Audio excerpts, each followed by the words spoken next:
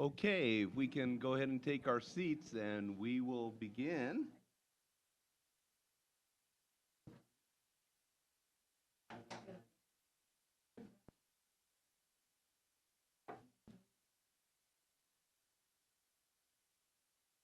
Okay, good morning everyone, and I would like to welcome our streaming audience to Hidden Histories of World War II, a teacher institute that's being held here at the Japanese Cultural Center of Hawaii. This is a teacher institute that is funded in part by the National Endowment for the Humanities, National Park Service, Pacific Historic Parks, JCCH, Japanese Cultural Center of Hawaii, the Matsunaga Institute for Peace, and Go for Broke National Education Center. My name's Mitch Maki, and I'll be the host of this morning's panel. So we're very excited to gather with you all today. And for those who are watching on the stream, you see that we are surrounded here by some fine educators from all over the state of Hawaii. So to you all who are here, our first panelist, our first presenter is somebody who you saw on the first day. If you remember, we saw the documentary Hidden Heroes, and who was the star? None other than our panelist here today, General David Bramlett. So let me say just a few words about General Bramlett, and then I will turn it over to him. As you saw in his bio, he is a retired 4-star general. He is a graduate of West Point. He was the commanding general of the U.S. Army Forces Command, and he had a sterling 34-year career in the Army.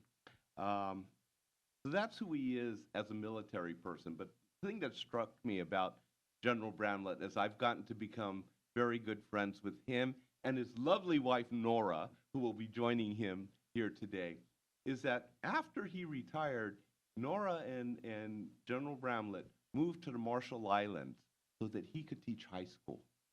And Nora could provide dentistry care for the folks in Marshall Islands. So that's who these folks are. He has really become a student of the Nisei veteran experience during World War II. And you're going to hear that in just a moment as soon as I turn it over to him, how he talks about the accomplishments of these young men and women during that time. But even more than being a student of the Nisei veterans, he became their friend. And when you sit and talk to General Bramlett, he talks about how he got to know these men not as soldiers, not as icons in history, but as personal friends who he felt very strongly about. And that's what has endeared me to him and to his wife, Nora, over the years. And it's our privilege to have him here this morning to talk about the legacy of our Nisei veterans. So with that, I will shut up and I will turn it over to our guest, General David Bramlett. Thank you. Thank you, all of us. Before I start, let me salute all of you as educators. Our nation's youth, and I listened to some of your comments, are in good hands with you as teachers and educators, librarians, and the various manifestations that you exhibit as you teach. So my warmest congratulations to you, and certainly my salute to you. Now, that was a very generous introduction, but before all of that, I was a 10-year-old kid in 1951 watching the movie Go for Broke with Van Johnson. That seems like a galaxy far, far away, but it was very important. That was a first-run movie. That's when movies stayed in the theaters for 6 weeks. And I went there, I was mesmerized by these little men that did great things. And I went through my career, and then in 1995, I was deputy at the Pacific Command. And as part of the 50th commemoration in World War II, I all of a sudden was working with veterans of MIS, the 100th, the 442nd, the 1399 engineers. These were real people. And I got to know them, admire them for the 100th Battalion. Their motto is for continuing service. And believe me, that generation, those Nisei veterans lived for continuing service. Speaking of the 100th Battalion, we are honored today to have Presence Dr. Manago, a veteran of the 100th Battalion. Dr. Manago, welcome. He has promised to let me rattle on and not correct me when I talk about the 100th Battalion, but it's always a very special honor, and you all should consider that, to be in the presence of these living legends in the person of Dr. Manago. In any case, the story I'm going to tell you is of the Nisei soldier in World War II. This is from a soldier perspective. I was an infantryman most of my career. And so my admiration for what the Nisei soldier accomplished is born of my experience as a soldier.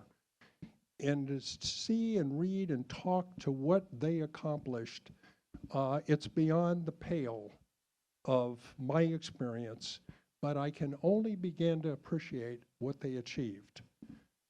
They are, the 10442nd becomes the most decorated unit in our history for duration and time of service. And as I said before, and those of you, I can't remember from the film I said it, notice I didn't say one of the most, I said the most. Because no other unit, I'm not decrementing or discrediting any other unit, it's just they elevated.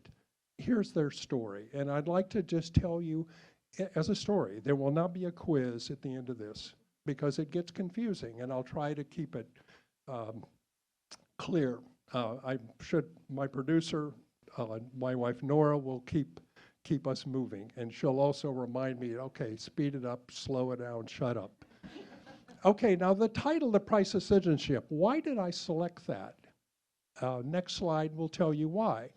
This Harold Ickes, who was the Secretary of Interior, on May 1941, he makes a speech, and I extracted a couple of lines. So far, so good on the first one. What constitutes an American?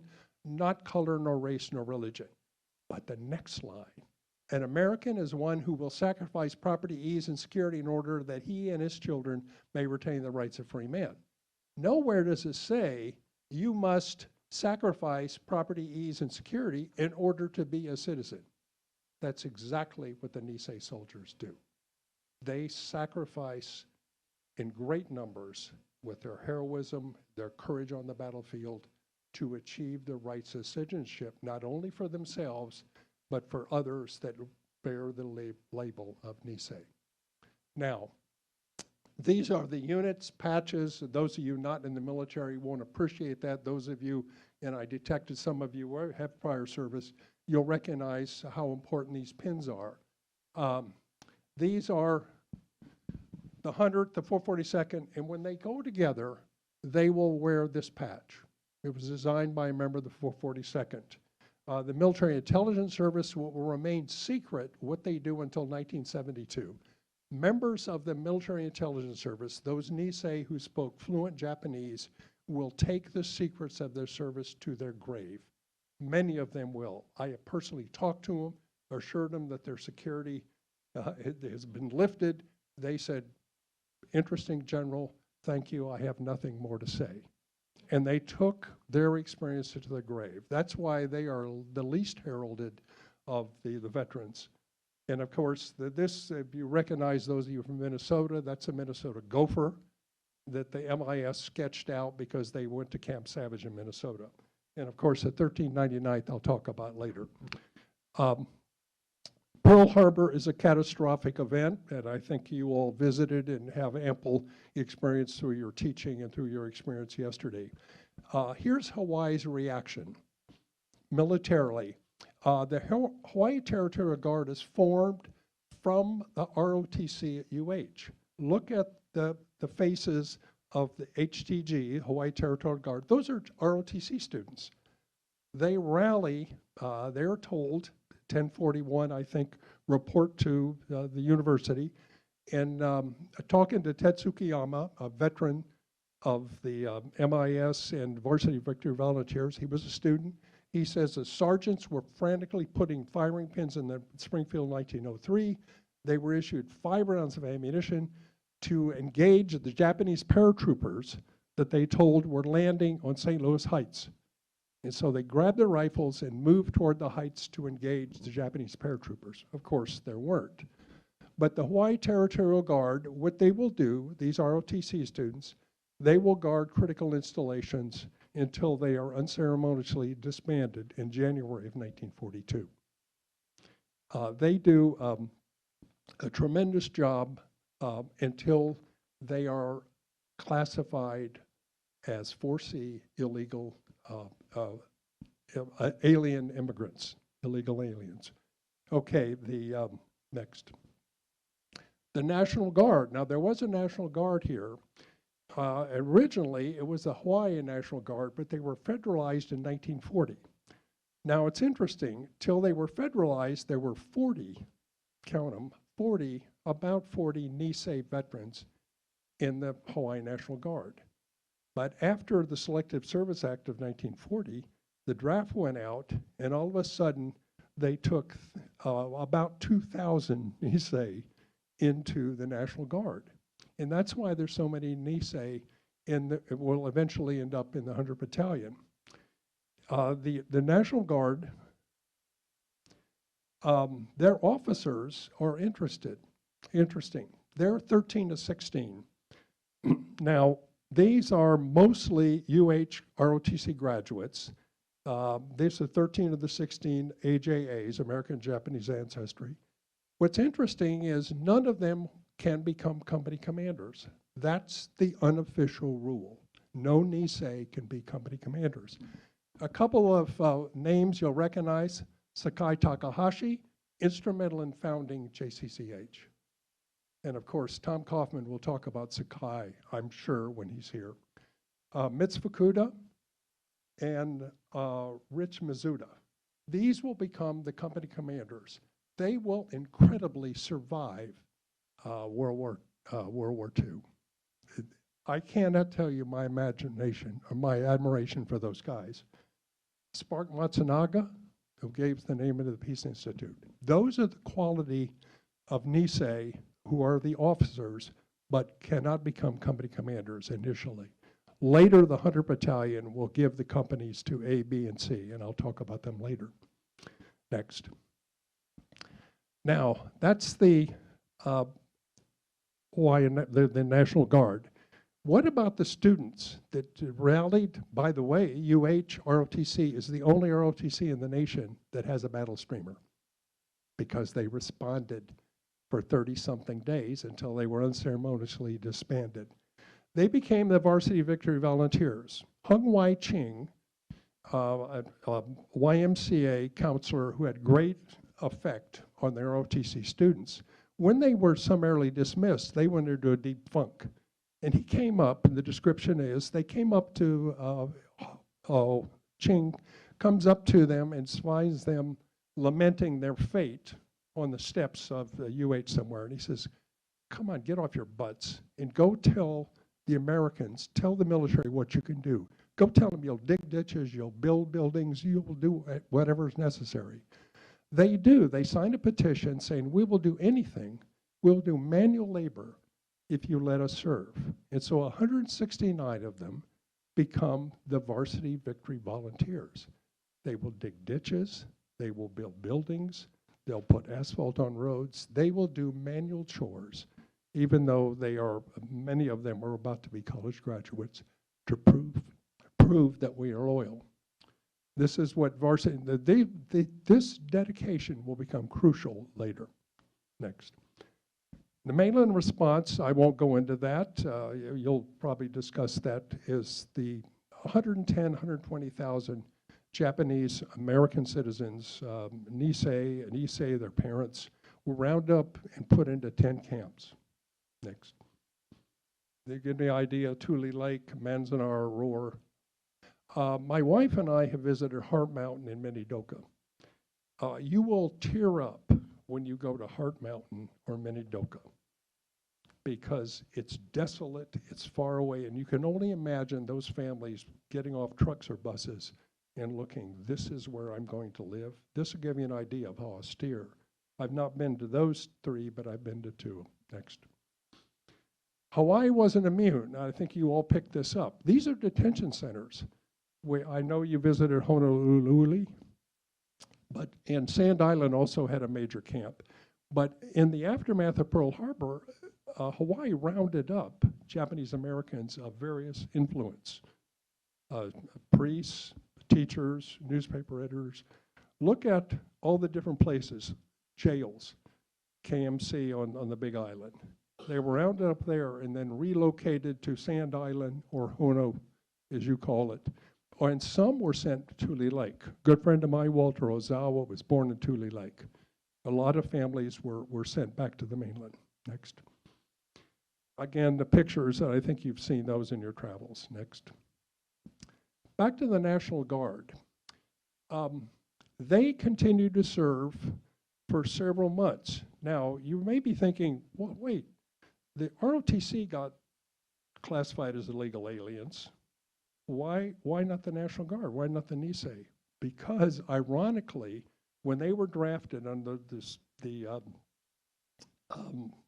Selective Service Act of 1940, there was a non-discrimination clause. So they could not be booted out even though they were Japanese Americans because of Selective Service Act of 1940. What to do with them? Finally, in May, they said, look, we've got these 2 regiments, mostly of Nisei. Why don't we take all the Nisei, put them together, and form a provisional battalion? And we do that. We, the American government, does that. And they take them at night from Schofield Barracks by train down to the ship, the SS Maui. Unbeknownst, but the Coconut Wireless got the word out, and families lined the railroad tracks to wave goodbye in the dead of night. And the 1,432, by the way, you'll see different numbers, but I'm going to use the number that is in their official history. 1,432 actually leave on the SS Maui and get to California. And they leave on the 5th of June. The 12th of June, they become magically the 100th Infantry Battalion. And it looks like this. Consider 1,400 plus, consider all those blocks, A Company, B Company, C Company, of about 200 people. And the rest of them scattered between the headquarters, transportation, medical, and service. I don't want to give you a long wiring chart. By the way, the E and F Company will come in later, but they initially left with just 4 companies, but that's what they look like. That was a big battalion, but what to do with them? So they initially go to Camp McCoy in Wisconsin for 6 months training. And then they go to Camp Shelby, Mississippi for 6 more months training. Guess what? Their training, they proved to be a superb unit. And the government looks at the 100 Battalion, wow. And they look at the VVV, wow. Assistant Secretary of War, John J. McCloy, visits the Varsity Victory Volunteers and sees how dedicated they are. So the 100 Battalion, the Varsity Victory Volunteers, began to think about the Army. If a battalion's good, why not a larger unit? Next. The 100 Battalion, while they were doing all this, these are the dimensions. And again, how many of us, certainly the men, would like to have a 26-inch waist, weigh 125 pounds? But that's the typical members of the original 100 Battalion. They were 24 years old. Remember, they were drafted into the National Guard. And again, he's holding an M1 rifle. Look how big it is to the size of the soldier. Next. The training they went through, those of you in the military, they went through individual training and then they went through unit training. And that's all I'll say about that. But again, reminder, they were really, really good. Next. They were so good that they got orders to deploy from Mississippi, Camp Shelby. Meanwhile, the 442nd, and I'll talk about them later, they actually had time about 2 months at Camp Shelby to see their buddies in the 100 Battalion. The 100 Battalion went to North Africa, then to Italy. They were offered to Eisenhower. He turned them down. I don't need the distraction of Nisei veterans or Nisei soldiers getting ready to invade Europe. Mark Clark in Italy, General Clark, says, send them. I need friends on the battlefield. So Clark accepts them to Italy. They're a battalion. There's a teeny-weeny unit. They go to North Africa, and they are adopted, attached to the 34th Infantry. The 34th Infantry are a bunch of North and South Dakotans, Iowans, and Minnesotans, and they take to they go to luau's. They really like the 100th Battalion. The 100th Battalion finds a home. They deploy. They deploy to Salerno, and again, I apologize for this, but there are three things I want to talk about. Castelvetere is the first battle. The first battle, Sergeant Joe Takata comes forward as a sergeant, recons, he is mortally wounded. He continues to direct soldiers and utters the word carry on, even though mortally wounded. He will receive the Distinguished Service Cross posthumously, the second highest award the country can give an individual for bravery. It sets the standard for the Nisei soldier. The first to fall on 29 September 1943. Then they get to Benvenuto. Now remember, the 100th Battalion is fighting the German army, which is a very professional, determined army. The Wehrmacht, they know how to use machine guns, mines, barbed wire, mortars, artillery in abundance. And the 100th Battalion is attacking against formidable soldiers. These are not second rate. These are the top German army, and they're fighting hard. They get to Benevento, and General Ryder, the commander of the Red Bull Division, you can see where it got its name, he lands and says, I give you the patch. And he authorizes the 100th Battalion to wear the Red Bull patch. They will never forget that. When you visit the clubhouse, the 100th Battalion clubhouse, you'll see the Red Bull patch.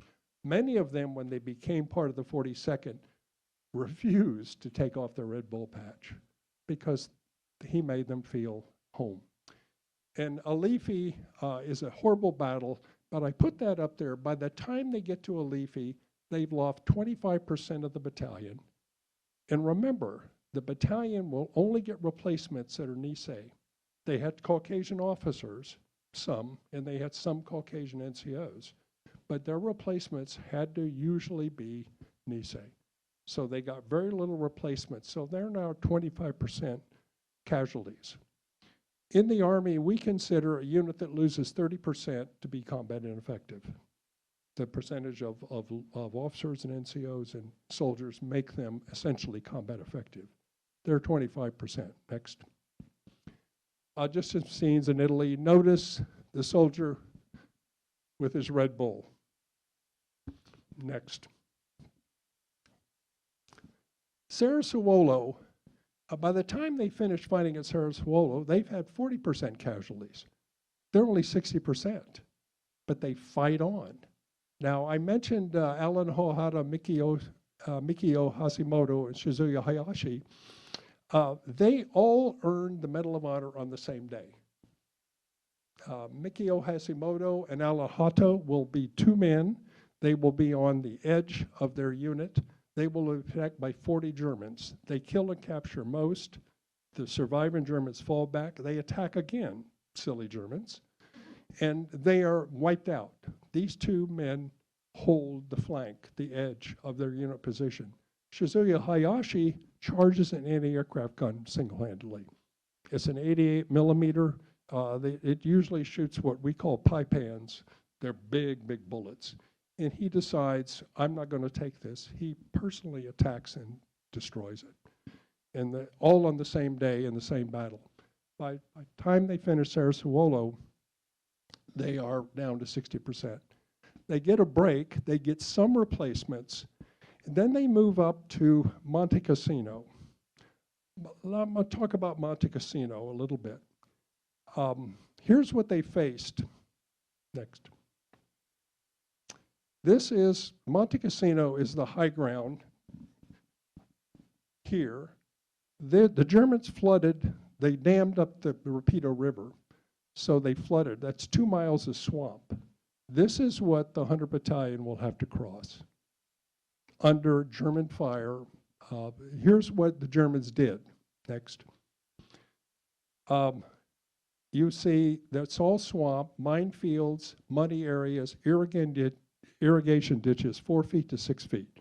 Remember the size of the 100 Battalion, 5 foot 4 inches. So imagine wading in a swamp under fire and step into a 6 foot irrigation ditch. And then you have the stone wall. The 100 Battalion is told to attack. Alpha A and C Company attack at night. They actually reach the stone wall here, but they can go no farther because of fire and losses. Mitsufukuda, A Company commander, remembers he lost so many soldiers going across the swamps, he could hear them screaming for help, and they screamed for 2 days and 2 nights, because anytime they moved, they were shot, and anybody that tried to help them, they were shot. He comes back. Mitsufukuda comes all the way back and goes to the higher commander, and he says, this is suicide. The commander says, I want B Company, Sakai Takahashi, to take B Company and attack in daylight. And the battalion commander of the 100 Battalion, Major Clue, said, I won't do it. I will not give the order to these men. And the higher commander says, you're fired, and he puts another guy in charge. And the other replacement commander, whose name escapes me, doesn't last long. He's wounded, and the operations officer is killed. And so Sakai Takahashi goes back, and he talks to his lieutenants and says, they want us to do this in daylight. And what do you think? And the lieutenants say, well, these are orders. Let's give it a try. Sakai Takahashi has about 187 men in his company. 14 will make it to the wall. And finally, the higher headquarters withdraws the 100 Battalion. They will eventually get across the river, and then they'll get given the mission to seize Castle Hill. They seize half the hill, and for 2 days, the Germans have one half, they have the other half, and the Germans pummel them. This is where the 100 Battalion earns the nickname the Purple Hell Battalion. The news media covering the Battle of Cassino had never seen anything like this dogged determination, this courage, this sacrifice to continue the mission. And they named them the Purple Heart Battalion, or the Little Men of Iron is their nickname. They, by the end of Battle of Cassino, only 17%, 17% of the original 100 Battalion is left. Think about that. So the 100 Battalion carves an incredible path. Next. I mentioned that's the top of Monte Cassino after the Allies finally bomb it. And there's the way it looks today. And when you go to the monastery at the top, there's a stained glass window dedicated to the 100 Battalion. And there is a monument at the base of the hill in the cemetery in tribute to the 100 Battalion. They have not forgotten. Now, remember I told you the 100 Battalion's training led to the 442nd's creation. Notice the second paragraph. Because of the 100 battalions in combat, now in training, and the Varsity Victory Volunteers, here's a chance for you to volunteer. Remember, all the Japanese Americans have gone through, now your chance to defend this country that's turned your back on you, certainly on the mainland. The initial plan was to form the 442nd from 3,000 volunteers from the camps and 1,500 from Hawaii. Can you imagine life in the camps and you want us to volunteer? Well, it doesn't work that way. They will get a little over 1,100 volunteers from the 10 camps, but they will get 10,000 volunteers from Hawaii. And of that number, I think there was 2,656 they took. Dan Inouye's number was 2,655. And Dan Inouye, when he was here, would say he was lucky because others that didn't make the cut were crying. Next. This is the formation. It's an iconic photo here in Hawaii, as you well know. The Iolani Palace with the 2,600 and so ready to go. Next. This is what they look like. It's a bigger version of a battalion. It's about 4,000, 4,200 people. And it's basically 3 battalions. Think of the 100 Battalion. And an artillery unit and engineers and a band. We must always have a band. Not what you think. Bands also secure the command post, and they also carry the litters, the wounded. Next. The 442nd, principally from Hawaii, most of them, different lifestyle. Slippers, shirt tails out, sharing money, sharing drinks. They didn't get along with the mainland. These guys, mainland guys, spoke the King's English, or I should say Roosevelt English, but they just, and they didn't share their money. They were sending it to the camps, and they didn't get along. In fact, they were friction. They were the Katunks and the Buddha heads.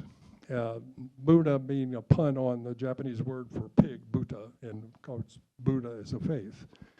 And Katunk was the sound of the haole, or I'm sure say the mainland Japanese when their head hit the deck in a fight.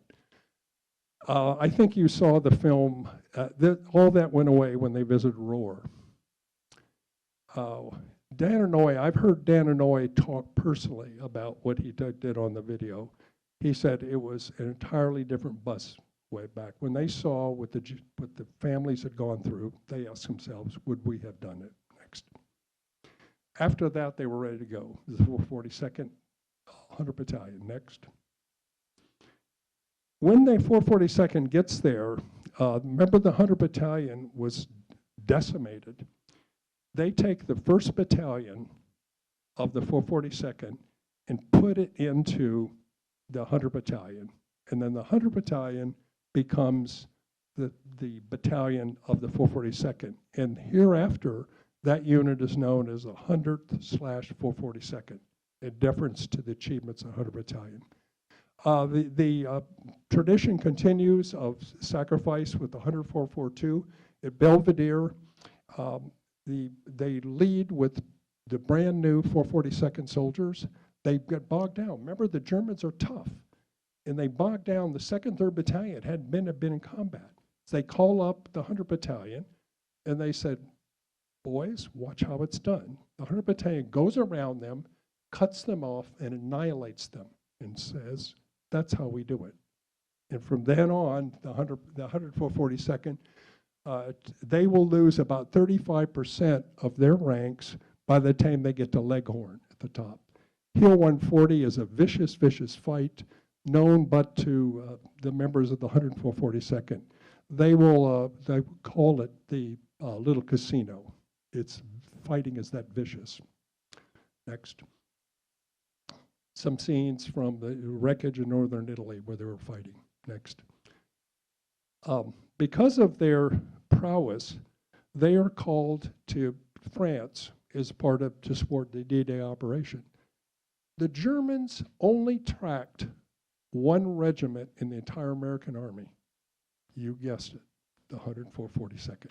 They tracked them because of their respect and fear of that regiment. They called them the Fearsome Turks, Turks. My research doesn't tell me why they chose that, the Fearsome Turks. But they go into France and look at the climate, cold, rainy, and wet. Next. This is the Vosges campaign. This is the most celebrated battle of the 104/42nd, the rescue of the Lost Battalion. Lots of arrows, but let me just tell you, this is about 7 miles. And they will fight for 14 days, one continuous battle after another. Again, the Germans are defending, their backs are against Germany, and supposedly Hitler's told them, give not an inch. And the Germans will fight determined. And the 104/42nd will take Bruyere, they'll take Bifontaine, and then there's a battalion of the 36th Infantry Division that gets cut off and suffered facing annihilation. And General Dahlquist, the division commander, goes to the 442nd and says, relieve those men.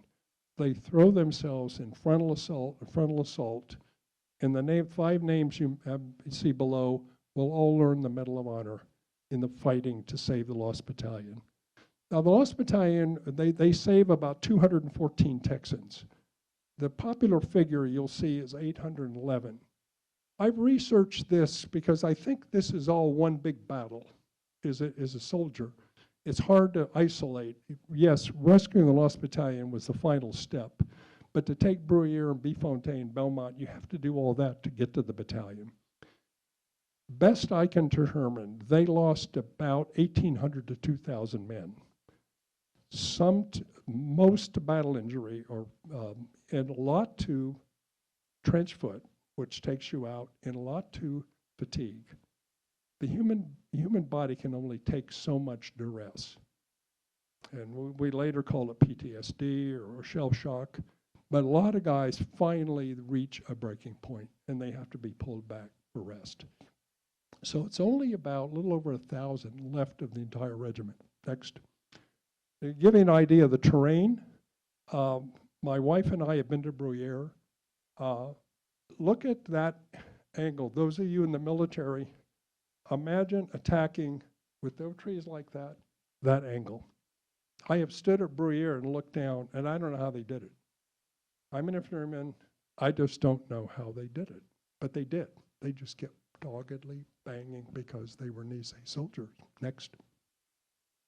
This is what the terrain looked like when they finally broke through. That's a lot of artillery and a lot of bombs. Next. They have a formation. Dahlquist is so happy that they have relieved and got to the Texans. He says, a review, I want the entire regiment out, I want to thank them. And he goes out and he sees scattered formations. And he screams at the regimental commander, I told you to get the entire regiment. The Colonel Miller, the regimental commander, tears in his eyes, looks at him and said, sir, that's all that's left. I have to, as Mitch mentioned, I've known a lot of the Nisei soldiers. The only person I've ever heard them say an ill word on is General Dahlquist. They really resent, and they resent him berating their regimental commander in their presence, to say nothing of his orders to relieve the Texans. Next. The regiment goes back to Italy. Mark Clark wants them back. They leave the artillery battalion behind. The artillery battalion could put accurate fire out promptly and accurately, but they are the ones that liberate a lot of the Dachau camps. Again, history has forgotten that, but if you go to Dachau, you will see the 442nd patch. No explanation, it's just right there in the exhibit at Dachau. When they were alive, the members of the 522nd Field Artillery, they would have bento and bagels reunions, and they would get together, and because of the Jewish prisoners they liberate, never forgot them, and they could remember them because they were Japanese Americans. Next. The 442nd goes back to Italy, and they join the 92nd, and this is a copy of the orders the 92nd Division commander put out. They will carry out orders without question. They will get up and move when you're told get up and move. And it's usually better to let them figure out how to do it versus tell them how to do it. I thought that was very interesting. The 92nd had faced the German Gothic line for several months, not able to break through.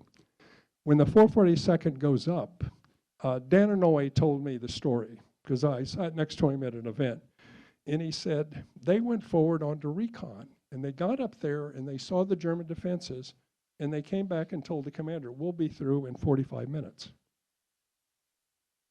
They've been sitting there 5 months. He said, we'll be through in 45 minutes. They were about 2 hours and they were through. Next. This is what they got through. The German general was interviewed after the war, and he said, I thought that your Japanese soldiers were mountain soldiers because they fought in the mountains so well. And they said that would be a surprise to the soldiers from Hawaiʻi, that they were mountain soldiers. That'll give you an idea of the terrain they fought on. Next. And it was just, once the defensive line was ruptured, it was just kept going. Next. These are the medals. The Medals of Honor are the highest award we give for courage and bravery on the battlefield, 21. I'm often asked, Bramlett, why do you say the most decorated unit for its size and duration of service? I'm not the only one that says it, but I've tried to figure out a way to convince other people. It's not to diminish the achievements of others, but to give you a Medal of Honors, one regiment. There were over 250 infantry regiments, counting the Marine regiments, in World War II. Most decorated, one of 250 plus. I looked at 23 American divisions, almost all, in fact, all the infantry and airborne divisions. Only one had more than 21. A division is 4 to 5 times larger than a regiment, than the 442nd. Only one had more than 21.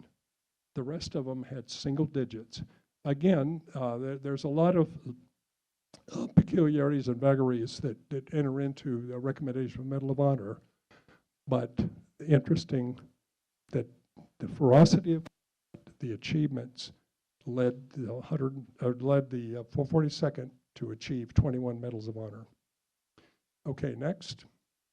And President Unit Citation, 7 of those, very few units of their size have 7. Almost every battle they earned, some unit earned President Unit Citation. Next, and next.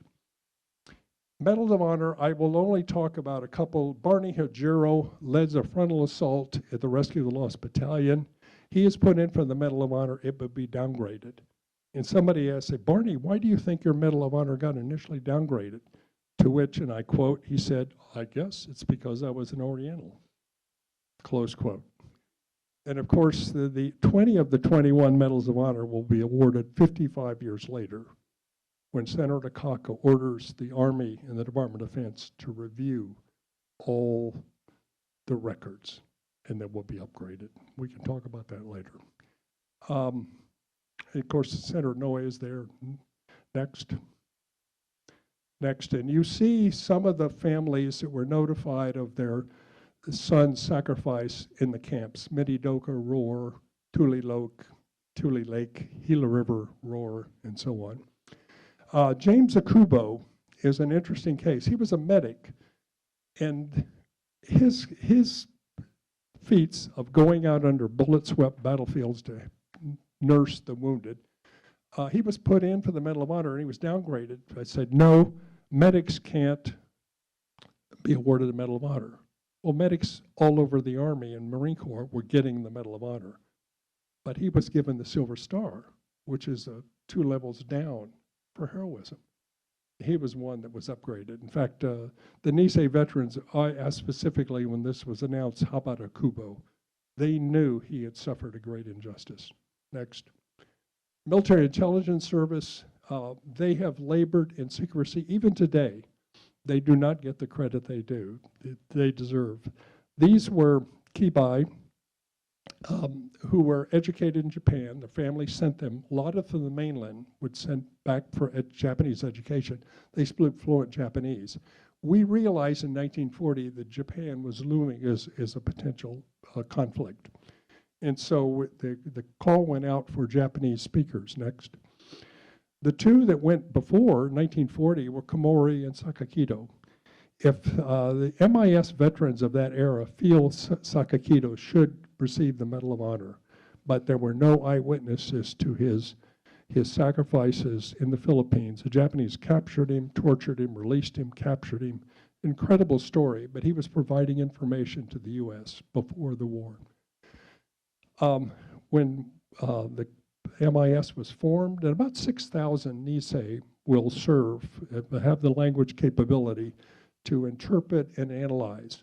One of their great successes at the strategic level was to decode Admiral Yamamoto, the architect of Pearl Harbor, his flight path. And so we intercepted and shot down, and Japan lost their greatest strategic thinker, their greatest wartime leader, Admiral Yamamoto. But that was because MIS, Japanese Americans, could read and decode the language. Next. They worked in small groups, 2 and 3 at a time, with the units, the frontline units, and they had to be careful because they looked like the enemy. they had to be really careful. I mentioned a couple of them. Hoichi Kubo crawled into a cave in Saipan and tried to talk Japanese soldiers and Saipan civilians not to commit suicide, but please come out. He crawled into cave after cave and saved hundreds and received the Distinguished Service Cross. Harry Akune was with the 503rd Airborne. They jumped into Corregidor. He got on the airplane with virtually no airborne training, no helmet, no weapon. He said, I want to go. And they looked and saw in the airplane, they gave him a helmet and a rifle, and he jumped. And he turned out to do great service on Corregidor to the battalion commander, Colonel Jones. Next. Merrill's Marauders, the most famous, the forerunner of the Rangers and Special Forces in Burma. There were Nisei there. Roy Matsumoto was famous. He was a legend with the Merrill's Marauders. He would be in a position, he would call out in Japanese, attack, attack, attack in Japanese, and they would attack right into the fire. Kenny Yasui swam the Irrawaddy River and got a Japanese formation that was on an island in the Irrawaddy. And he goes in and he stands up and walks into their camp and says, I'm Admiral Yamamoto, or I'm Colonel Yamamoto, follow me, we must attack. And of course, they're scarfed up. But these are lost to history. These are lost to history. You have to dig and dig and dig because they were classified secret in 1972, and we're still uncovering tales. Next. The other services had the Australians, New Zealanders, the Marines. What we found is the other units, the Army was pretty conscientious about keeping records, but the other units, the Navy, the Air Force, the New Zealanders, they didn't keep real good records on what the MAIs did. So a lot of their feats go unreported. Never in the history do we know so much about prior to actual engagement. MacArthur, very, very true. We, perhaps the best example, the strategic level, there was a box of documents that came back to Washington marked routine. And Kazuo Yamane looked at it because that was his job, and he goes through and he realizes these documents have all the locations of the armories, the weapons stores, basically the laydown of the military equipment in Japan. It becomes the plan for the B-29 bombing attack on Japan because Kazuo Yamane looked at a routine box and realized people had overlooked what's in there. No medals of honor here because there are no medals of honor because they honored their vow of secrecy or units didn't report. Clearly, they would have earned something if there had been reports. And of course, they get a presidential unit citation for the entire war because the US government can't sort out, so they give them a PUC, the highest award a unit can have for the entire World War II. No other unit has that distinction. Next. 13th and 99 Engineers, the Nisei soldiers have established themselves. They form an engineer battalion here in Hawaii. They do everything. They build buildings, they do roads, ditches, you name it. MacArthur's asked for them by name. Send me the 1399. The Army says, not a chance. They're too valuable here in Hawaii. They're nicknamed the Chow Hounds. They did Herculean tasks here in Hawaii, but they never deployed. Next. They came home to Hawaii to a hero's welcome. To a hero's welcome. And you know, whenever I would have lunch at Kincaid, some of you remember Kincaid's, all I had to do was walk in with Ed Ichiyama, and I got the best table. Not General Bramlett, Ed Ichiyama got the best table because people knew who they were when they were alive moving around. And Dr. Manago represents them here today with us. I put Inouye there because when he finally got out of the hospital in 1947, he went through San Francisco and wanted to get a haircut. He couldn't because the barber said, we don't cut Japs' hairs, even though he had one arm gone. Next. And there's a very famous Truman, you fought traitors, you have won. On the mainland, they had to work hard. Caucasian officers that knew the sacrifice of the Nisei went up and down the West Coast from Washington, Oregon, California to extol what the Nisei did, because there was a lot of resentment when they came home. A lot of resentment, but again, a different subject. I asked Eddie Chiyama, who was a member of the 522nd, how did you do it? How did you accomplish all of this? He said, oh, he called me my son. My son, we were segregated unit. And of course, I reacted to segregated unit because we think of segregation with all the negative connotations. And he said, because we all had the same values. Whether Little Tokyo, a truck farm in Central California, or McKinley High School, or Plantation, doesn't matter. We're raised by Issei, and we have these values. We no bring shame. We all bought in, regardless. I never forgot that. Other veterans I talked to said that in a less articulate fashion, but they all said the same thing. We all had a shared sense of values. And I summarize in the pigeon, no bring shame. Next. And in 2011, they received the highest civilian award from Congress, the Congressional Gold Medal. Okay, and that just lays out what they achieved, the Nisei soldiers. And there it is, some of the familiar faces that there's a leftist now. Next. Movies, okay, that was a quick overview. Go for Broke, yes, you don't have to be a 10-year-old kid to really enjoy it. It's very accurate, by the way. And the other one is Only the Brave, locally produced. Stacey Haya, she did that. And Go for Broke, an origin story. If you like the VVV story, the Varsity Victory Volunteers, see that movie. It's locally made, but it's a Hollywood production. The other one is Come See the Paradise. Doesn't get the publicity it should. Dennis Quaid and Tamlin Tomita. It's a love story. So but the accuracy of the travails in the camps in the mainland is we're seeing. When I watched it, I said, boy, that looks familiar. And I researched the movie. The director took photos from Santa Anita Racetrack, from Roar, Tule Lake, and he replicated that in his movie. That's why Come See the Paradise is unheralded, but I strongly recommend it. And with that, let me stop.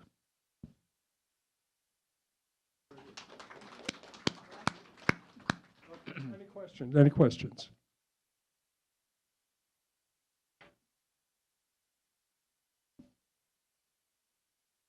What did I forget? Yes.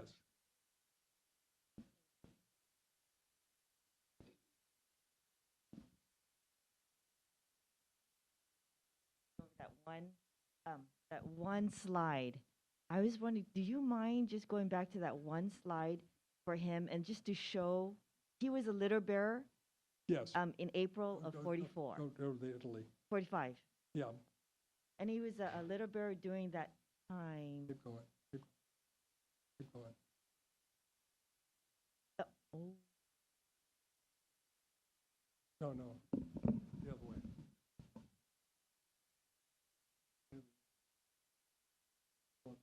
Stop. Okay. Yeah. Here's Dr. Malago joined at the breach of the Gothic line. There was a lot of fighting. I talked about the penetration, the 45 minutes and 2 hours. I thank you for bringing that up. Dr. Manago, and as a litter bearer, was traversing all of this terrain because the Germans continued to fight. The war didn't end when the breach of the Gothic line. They fought all the way through. In fact, Senator Tenoy will be wounded later. Once the breach is done, he gets his grievous wounds where he loses his arm will be late in the fighting. And at least one Medal of Honor is earned late in the fighting. So this is where, next. Nope. Yeah, you can see this is the breach, Mount Folgorito, and then Mount Belvedere. This is all fighting. And again, I only had 45 minutes, 48 minutes or whatever, so I apologize I skipped over so many battles, but to give you an idea, because when they come back to Hawaii, their record will stand them. Look at the veterans. They go to the GI Bill, and Tom Kaufman will no doubt talk about this, but they go to the GI Bill, and Spark Matsunaga, Dan Inouye, Sakai Takahashi, Mitz Fukuda, all these become prominent. They become our senators, our judges, our businessmen, our bankers. Sakai Takahashi will start the Central Pacific Bank as well as be instrumental in the foundation of JCCH. Do I have that right, Tom?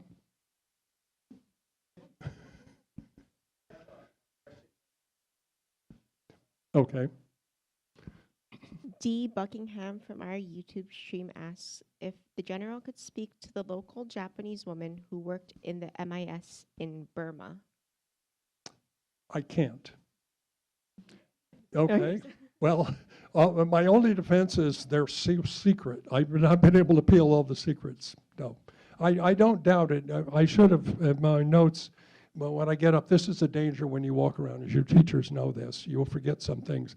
I meant to say I was going to omit discussion of the Japanese American women who served in a variety of capacities in the American military, to focus on the Nisei soldiers, to which I apologize. Any other questions that stump me? If I could take a moment, we also have 2 young students here. One of them is Shane Kaneshiro, who is from McKinley High School. And Shane interviewed Dr. Manago, and in their student newspaper, there is an article that he wrote about his interview with Dr. Manago. So I have ample copies, and we'll be sharing it with all of you. Just another example of how we can pass the legacy on and involve our students in these types of activities.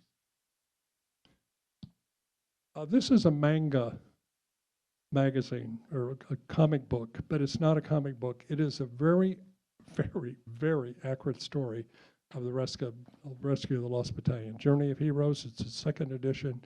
The mangas are based on actual veterans. Eddie Yamasaki is one, Goro Sumida is another. Those of you that your parents or grandparents might know them will recognize the caricature, the manga version. You look very interested.